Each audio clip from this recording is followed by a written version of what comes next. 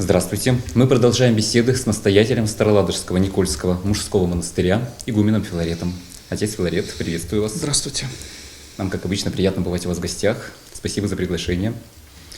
Предлагаю в начале нашей встречи обсудить, мне кажется, очень важную тему, которая в последнее время активно муссируется в средствах массовой информации. Недавно информационное агентство Ленинградской области сообщили о том, что председателем областного комитета по здравоохранению был подписан документ, согласно которому в стационары к больным и умирающим жителям Ленинградской области будут допущены священники. Это будет происходить по желанию самих пациентов. Притом в реанимацию, палаты интенсивной терапии и в отделение паллиативной помощи священники могут приходить в любое время суток. Скажите, пожалуйста, как вы оцениваете эту инициативу, это решение? И будут ли священники Никольского монастыря посещать больницы и таким образом принимать участие в жизни наших волховских пациентов? При деятельности священников в различных учреждениях государственного строя мы зачастую священники сталкиваются с определенными сложностями. То есть возникают вопросы всегда, можно или нет, как действовать. В связи с этим разрабатываются определенные документы, подписываются соглашения о взаимодействии, о сотрудничестве между ведомствами, между епархиями и все прочее. Вот эта новость, она замечательная. Почему? Потому что в свете пандемии, которую мы переживаем, были введены определенные ограничения. Не каждый священнослужитель мог зайти в больницу, потому что стационары были закрыты, были так называемые красные зоны, куда заходили не все священники, а только подготовленные для того, чтобы общаться в определенных условиях с больными коронавирусом. А что касается этого постановления и разрешения, оно жизненное, но необходимое, потому что воля любого человека, она должна выполняться, тем более человека, который находится на грани жизни и смерти, который находится еще в состоянии, потому что зачастую священника приглашают к человеку, который уже находится в коме.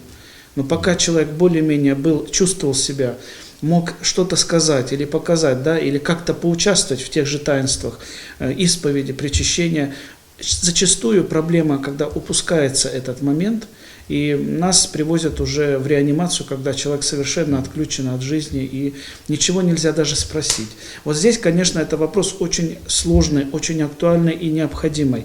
И препятствовать вообще участию священников в душепопечении в наших больницах, препятствовать, я считаю, что это преступление, потому что ни один главврач, ни один заведующий поликлиникой не имеет права ограничивать людей в свободах, в том числе свобода вероисповедания. Понятно, что есть определенные ограничения внутреннего плана, когда есть расписание отделения, расписание для больного, процедуры и все прочее. Но все это согласовывается, все это делается вовремя через родственников или через самого больного человека. Поэтому наша братья, она и участвовала, и участвует в окормлении людей, находящихся в стационарах, в том числе, когда был запрет на посещение священниками больниц, наши батюшки ходили в красные зоны, они исповедовали, причащали наших прихожан, которые приглашались. Проблем с допуском у нас не было.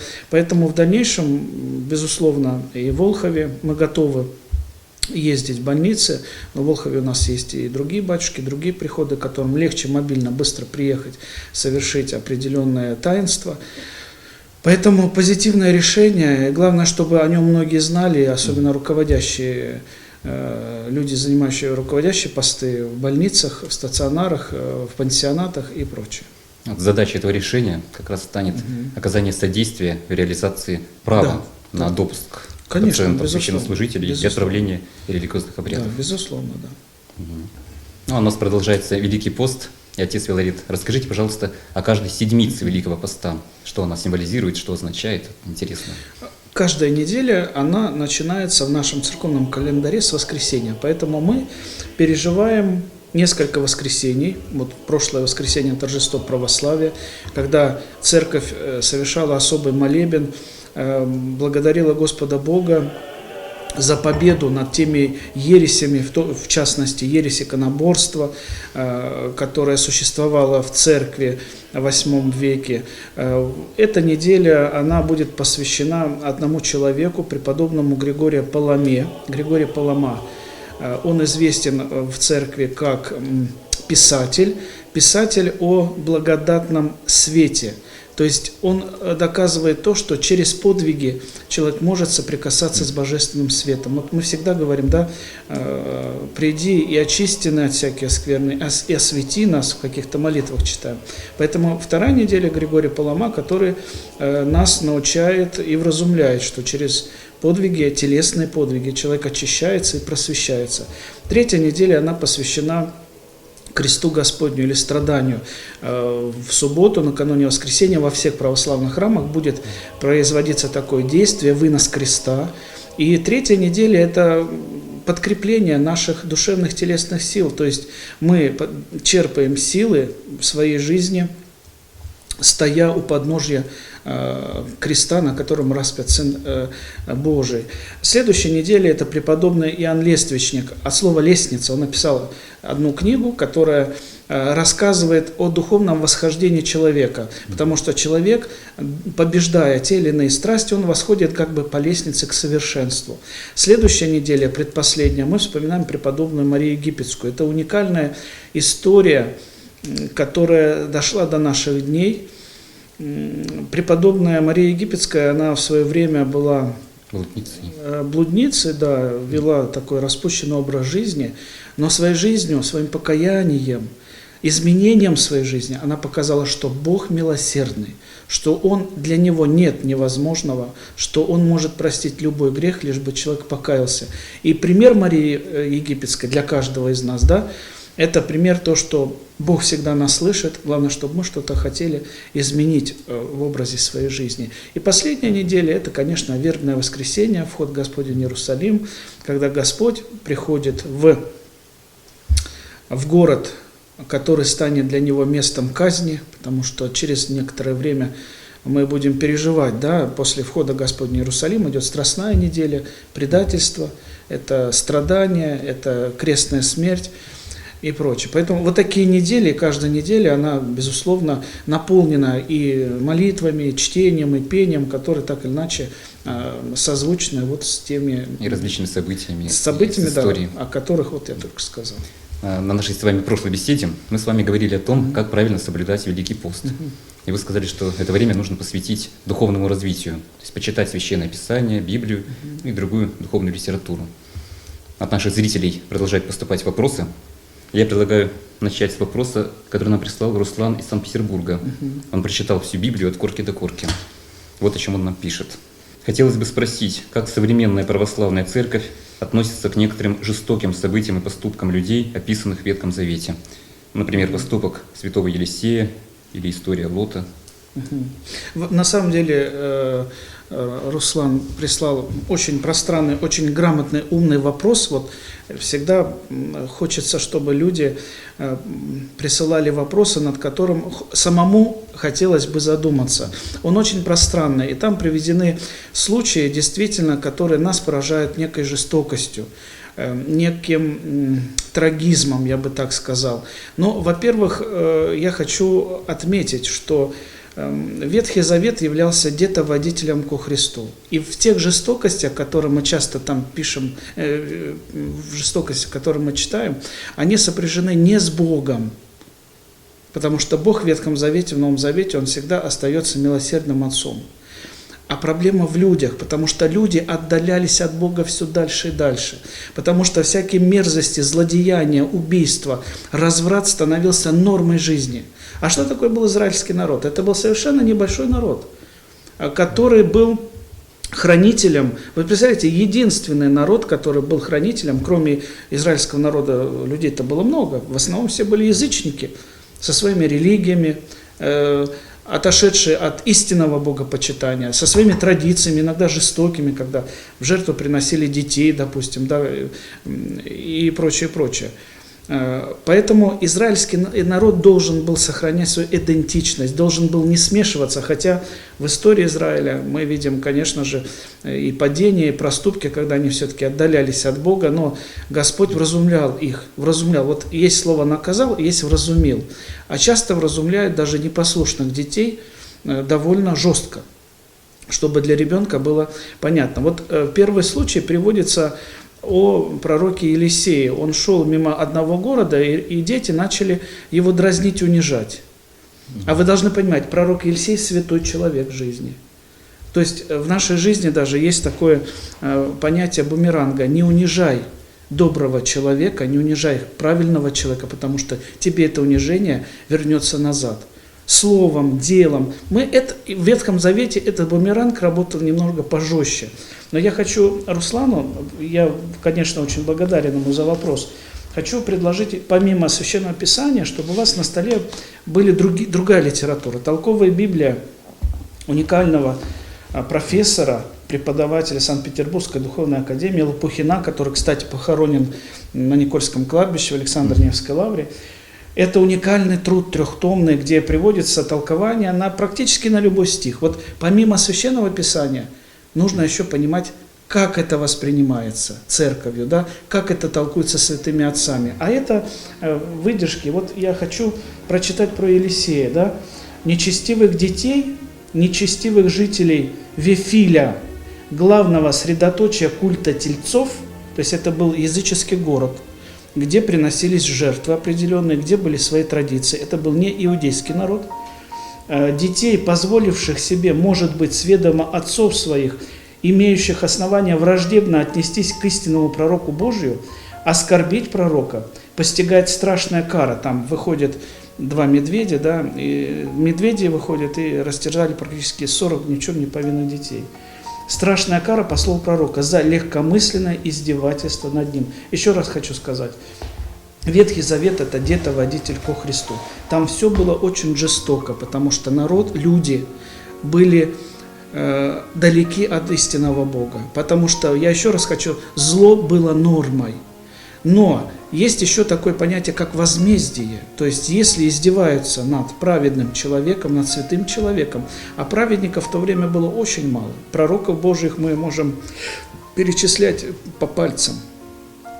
Поэтому толковать каждое место, это не хватит ни программы, ничего, но я Руслану посоветую, безусловно, взять эту книгу, взять в библиотеке, если нет возможности приобрести. И чтобы было интересно и с пониманием читать Библию, потому что Библия уникальная книга, написанная на протяжении огромного количества времени. Над ним трудилось тоже много людей. Библию написал не Бог. Я как-то был в одном светском вузе, и человек по философии, стоя на кафедре, так заявлял: Библию написал Бог. Конечно, верующие люди посмеялись. Написали люди по водительству Духа Святаго. То есть писали люди, они могли ошибаться, вносить какие-то неточности. Допустим, я всегда говорю, и вот здесь же в книгах толкования, которые нам способны помочь правильно понимать Священное Писание, безусловно, мы черпаем сведения, откуда появились верблюды там, где они никогда не могли быть, и прочие моменты, к которым мы привыкли в нашей жизни. Поэтому читайте, изучайте, это очень похвально, что люди интересуются. То есть ответы на эти сложные вопросы можно найти. Безусловно, да. Ну, а те примеры, которые приведены Русланом, конечно, это отдельное толкование. Вот открываем книгу, смотрим и правильно понимаем. И следующий вопрос от Руслана, тоже на тему Священного Писания. В разные эпохи одни и те же тексты предлагалось воспринимать то буквально, то метафорически. С развитием технологий и увеличившимся уровнем знаний прослеживается тенденция к тому, что все больше отдельных отрывков из Библии мы должны воспринимать метафорически, а не буквально. И подскажите, пожалуйста, кто и на каких основаниях решает, что при прочтении нужно воспринимать буквально, а что нет? Вопрос понимания Священного Писания уходит глубоко в древность. И если вы будете изучать историю Древней Церкви, то вы увидите, что было несколько богословских школ, которые потом, можно сказать, останутся только две богословские школы, Антиохийская и Александрийская. И вот проблематика понимания Священного Писания, вообще понимание того, что написано в Библии, А Библия, она, мы с вами уже знаем, делится на две части. Ветхий Завет – это подготовка человечества к пришествию в мир Христа. Новый Завет – это раскрытие того, что люди ждали. Так вот, Александрийские, антиохийские, богословские школы, они между собой постоянно спорили, если можно так сказать. Было некое противостояние, потому что одни говорили, нужно понимать буквально. Вот если сказано, Бог ходил по раю и говорил: «Адам, где ты? Почему ты от меня спрятался?» То аллегорическое понимание «Бог ходил» – это значит, Бог искал его. Да? Он знал, где он, под каким кустом сидит. Да. Но это тоже некая педагогическая, назидательная информация, которую мы воспринимаем. Да. Мы знаем, что у Бога нет ни рук, ни ног, потому что это духовное великое существо, я бы сказал, да, которое имеет ни начала, ни в бытийном своем понимании, ни начала, никто его не создавал. Он всегда есть, был и будет. У него нет ног, как у нас. Понимаете? А вот эти вот моменты, Бог ходит и говорит, Бог слушает. Это, конечно, аллегория. Безусловно, антиохийские, александрийские школы, они до сих пор, вот это вот мнение, богословское мнение богослов, как это понимать, безусловно, оказывает влияние на те или иные моменты, когда мы изучаем Священное Писание. Поэтому еще раз хочу посоветовать, если вы хотите, чтобы правильно понималось Священное Писание, да, или еще один, вот приведу пример, да, аллегория или не аллегория. Написано, что наш мир был сотворен за определенное количество дней. Но одни богословы говорят, надо буквально воспринимать день как день, а другие говорят, и к чему многие сходятся, в том числе и я схожусь, что один день, это действительно было миллиарды лет могло было быть. Потому что земля должна была остыть, земля должна была подготовиться и прочее, прочее. Бог есть Творец, и Он творил этот мир за определенные огромные периоды, потому что Бог вне времени. Поэтому, если мы хотим знать Священное Писание, открываем толкование, смотрим, как это понимается, и тогда мы сами будем правильно разбираться. Нет регламента, как вот так понимать или так понимать. Безусловно, в Священном Писании есть много иносказаний, есть много притч. Да? Притчи – это некое иносказание, которое нельзя понимать буквально. Если рука, нога соблазняет тебя, отсецы. Но это не значит, что мы должны колоть глаза и отрубать руки, ноги. Это же иносказание. А есть вещи, которые напрямую касаются нас. Да? Помоги тому, кого обижают, насыть, значит, голодного, напой водой, кто требует, и прочее, помоги, кто это. Вот это уже явное, деятельное, да, призывы, которые мы должны облекать в наши дела. А есть места, я говорю, которые нельзя ни в коем случае понимать буквально. А я напомню, что вопросы нам присылают со всех уголков России и даже из-за рубежа, благодаря широкой аудитории телеканала «Союз». И следующий вопрос к нам пришел из города Ржев. Его нам прислал Иван. Вот о чем он пишет. Считается, что нельзя упоминать имя Господа в суе, но люди часто используют такие поговорки, как «на Бога надейся, а сам не плашай», «не Богу свечка, не черту кочерга», «Бог не Тимошка, видеть немножко» и другие. Скажите, насколько допустимо использовать имя Господа в поговорках? Ну, это некое творчество, насколько оно согласовано с Библией, Священным Писанием, я не могу сказать. Но однозначно хочу отметить, что у каждого из нас есть святые понятия, как Родина, да, понятия папа, мама, родители, дети, то есть некое святое. Вот Господь – это есть выше всех понятий, это самое наипервейшее понятие так сказать, в списке святых моментов в жизни человека, да, могилы своих предков, прочее, да, то, к чему мы относимся очень трепетно и не позволим не унижать, не оскорблять, потому что это оскорбляет мои чувства, да, тем более, когда говорится о Боге, и когда Бог является центром насмешек или издевательств, когда имя Бога используется, допустим, в неправильных делах, я Богом тебе клянусь, вот ей-богу, не сойти мне с этого места, как часто мы, тоже в фольклоре в нашем русском, часто люди, простые крестьяне, говорили это совершенно от небольшого знания в каких-то богословских моментах, поэтому в любом случае имя Божие надо использовать только в молитвах, не в поговорках, а в молитвах, и понимая, к кому я обращаюсь, что это за имя, да, и вопрос всегда приводится банальный. Вы, если сегодня издеваетесь над этим именем, знайте, что когда вам будет худо, это имя может не сработать. То есть здесь нужно понимать, что тоже вот есть вот такой некий, да, бумеранг. как в делах, так и в словах. Мы всегда должны быть очень аккуратными, особенно сейчас, когда идет Великий пост, мы должны быть очень аккуратными в словах, тем более смеяться над именем Божьим или употреблять его всуе, то есть впустую, нельзя. То есть нужно ответственно подходить к этим моментам, к этим вопросам. Безусловно. А следующий вопрос нам прислала Вера из города Мурманск. Угу. Моя мама часто говорит плохие вещи, которые впоследствии сбываются. В народе это называется «накаркала». Она сама про себя говорит: «Язык мой, враг мой». Угу. Скажите, пожалуйста, батюшка, что это может быть? Или слово имеет какую-то силу, или это способность предвидения, или просто совпадение? Нет, это, конечно же, совпадение, никакого предвидения человек не обладает, но самое главное, нужно понимать, есть некие закономерности. Если ты ходишь по тропинке, а из тропинки торчит пень, какой-то раз ты обязательно сможешь спотыкнуться и даже упасть. Это всего лишь дорожка, это всего лишь твое невнимательное отношение к своему здоровью, к тому, куда ты идешь, не посмотрел и все прочее. То есть я считаю, что это некие совпадения. А что касается слов, то надо быть очень внимательными в словах. Еще раз хочу сказать, есть вещи, над которыми смеяться нельзя, есть вещи, нельзя желать зла ближним своим, потому что это зло вернется к вам. Это духовный закон. Хотим мы этого, не хотим. И опять тот же закон бумеранга. Да, он вернет все назад, поэтому лучше делать больше добрых дел. Лучше говорить больше хороших слов своим близким, любимым, детям, папам, мамам, тем, кто у нас есть рядом с нами. Лучше больше говорить хороших слов, чем каких-то слов, которые смущают нас. То есть сеять вокруг доброе, полезное. Да, безусловно. А язык враг, действительно, за языком надо смотреть, что говоришь. Дальше обращается Кирилл из Архангельска. Моему деду 86 лет. Он очень веселый и жизнерадостный человек. На здоровье не жалуется, до сих пор занимается спортом. Но при этом он постоянно шутит на тему смерти. Вот, например, ему предложили сдать нормы ГТО, на что дед ответил: «А разве на кладбище не принимают без ГТО?» И скажите, пожалуйста, не накликает ли он таким образом на себя беду? Можно ли шутить на тему смерти?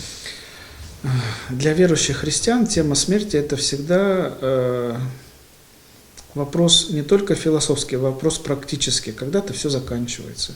И дай Бог здоровья дедушке, которому 86 лет, дай Бог, чтобы он долго жил. Но если вот Господь дал ему такой оптимизм, жизненную радость, то этим нужно наслаждаться. Потому что, вы знаете, уныние – грех, излишнее переживание – грех. Куда ни посмотришь, да, везде нас сегодня заставляют печалиться, потери близких, испытания вокруг каждого человека. Шутить над смертью нельзя, безусловно. Бояться ее, видите, верующие люди боятся не самой смерти, как факта перехода из одного мира в другой, а боятся все-таки отвечать за свою жизнь. Потому что мы после смерти обязательно предстанем перед Всевышним, перед Создателем нашим, и мы все ему должны будем рассказать о нашей жизни, какие мы были в этой жизни. Выполнили мы его план, его предназначение быть добрыми, милосердными, снисходительными, справедливыми. Если мы выполнили этот план, то, конечно, человек наследует жизнь вечную. А если не выполнил план человек, более того, если он отвергал все духовное, веру, религию, жил в угоду своей вот этой краткой, жизнь это мгновение.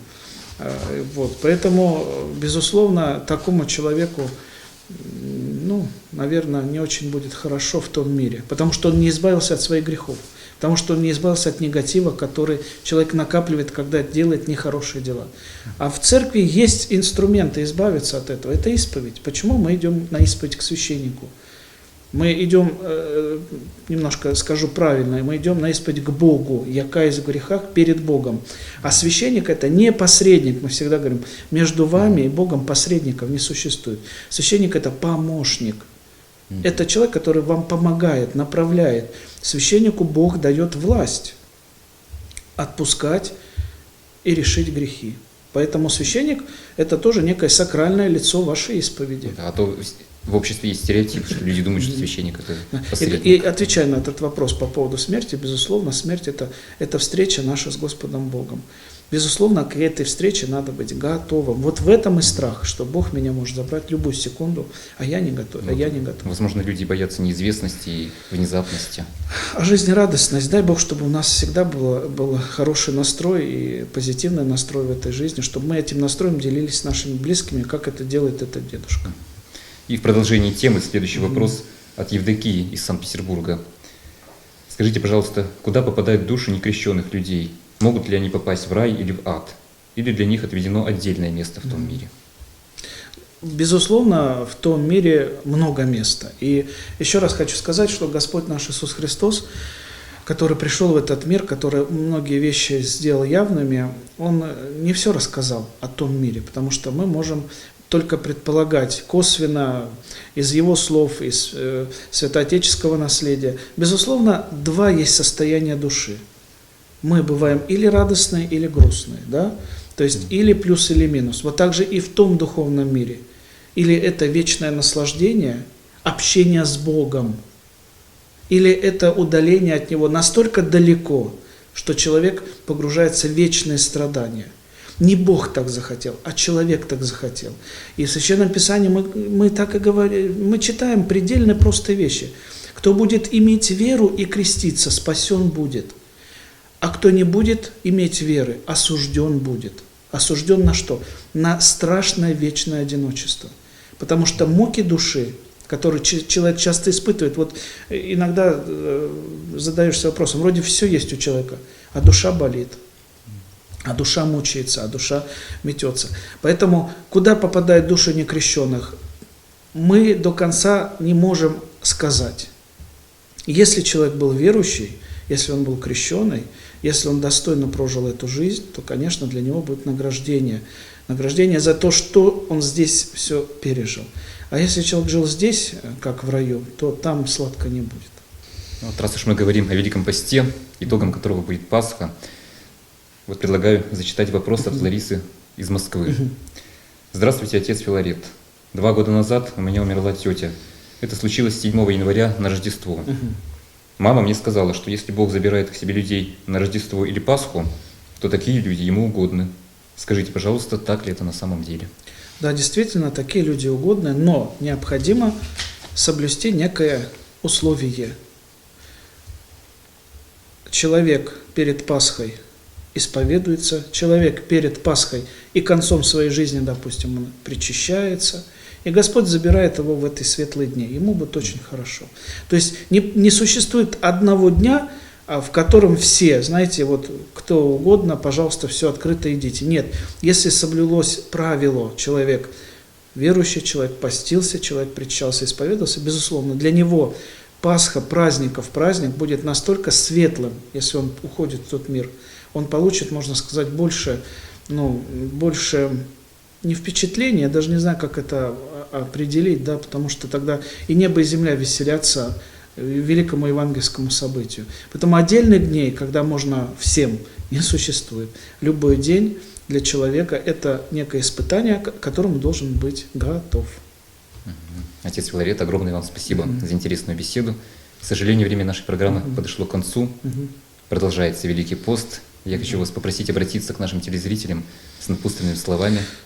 Но всегда, братья и сестры, хочется пожелать легкого поста, чтобы это было время милосердием, воздержанием, и чтобы, безусловно, в конце этого пути Господь вознаградил каждого из нас легкостью духовной, духовным зрением, и, безусловно, чтобы мы, выйдя из этого поста, не пустыми, а действительно обогащенными благодатью Божьей. А все, что есть в церкви, к этому помогает. Храни всех вас Господь. Еще раз благодарю за интересную беседу. Всего доброго. А я напомню, вы смотрели передачу «Беседа у камина». Дорогие друзья, присылайте свои вопросы игумену Филарету через сайт Староладожского Никольского мужского монастыря или страничку Волхов ТВ. На сегодня это все. Всего доброго и до встречи. Вас приглашает в незабываемое путешествие Никольский мужской монастырь в Старой Ладоге.